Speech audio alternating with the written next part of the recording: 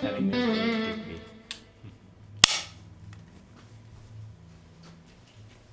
All right. Hey, do you want to start with that jam? Yeah. That you were. I like that thing you were doing. It was like. It was something like that. What were you playing? Yep.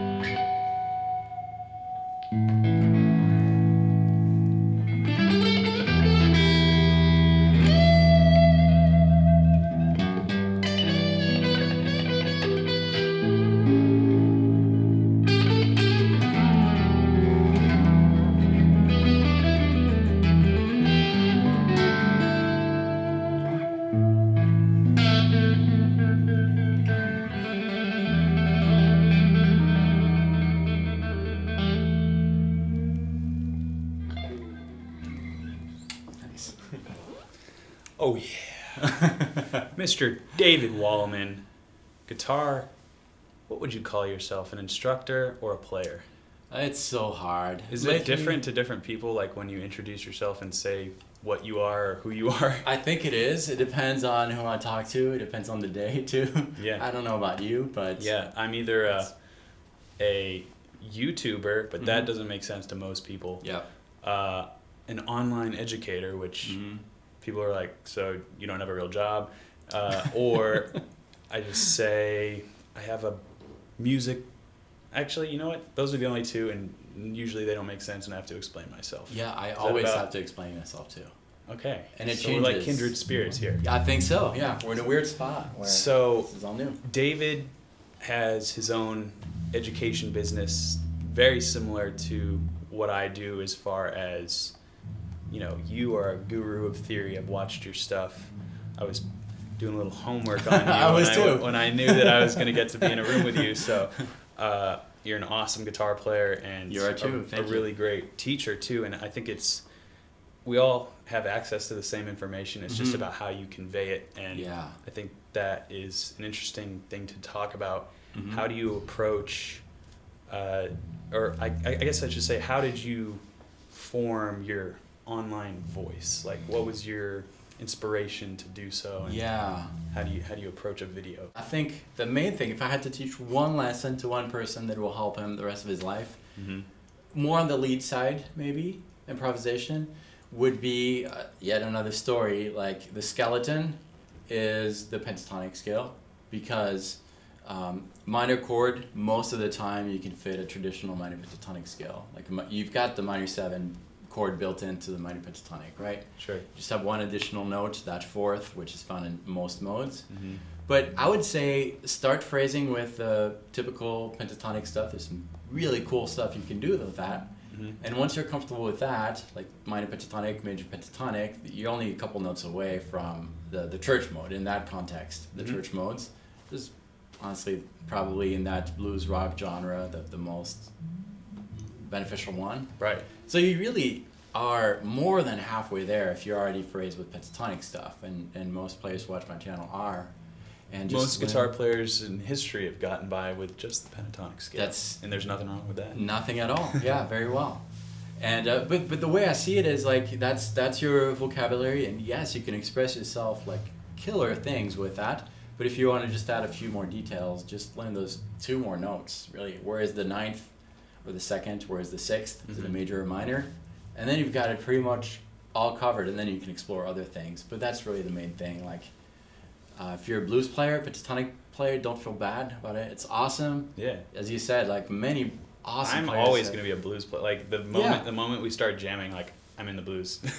Yeah. Like, that's where I start a lot of ideas. Yep. It reminds me of, so a great way for people to, you know, take some actionable information from this maybe is if you know your pentatonic scale, if we're in E. if we change one note, this is what I think is really fun about guitar is if you know the rules first, that's like what I recommend. Yep. It's so much easier to break them. So we have the same thing, but we'll change.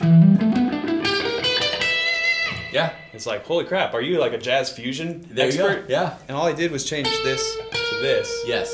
You don't even have to know the interval. You don't have to know that's the fourth I'm changing to a sharp 4 or a flat 5, whatever. Yeah.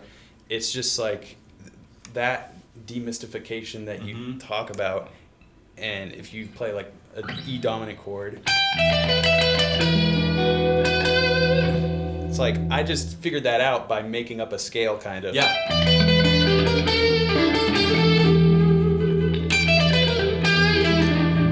And then you can do the same thing.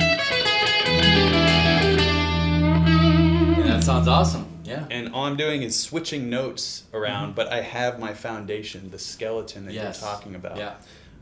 So I think that's what I consider music theory for people who don't like music theory or who are just like dismissive of it.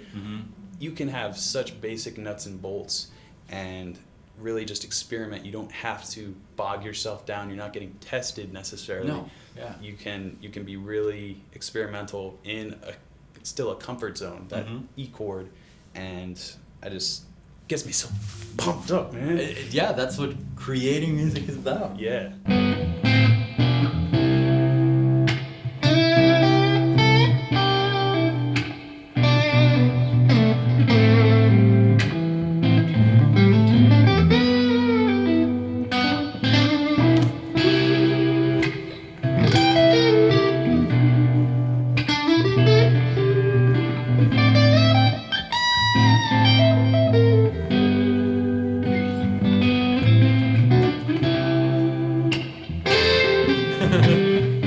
Yeah, that's the tendency. You have to.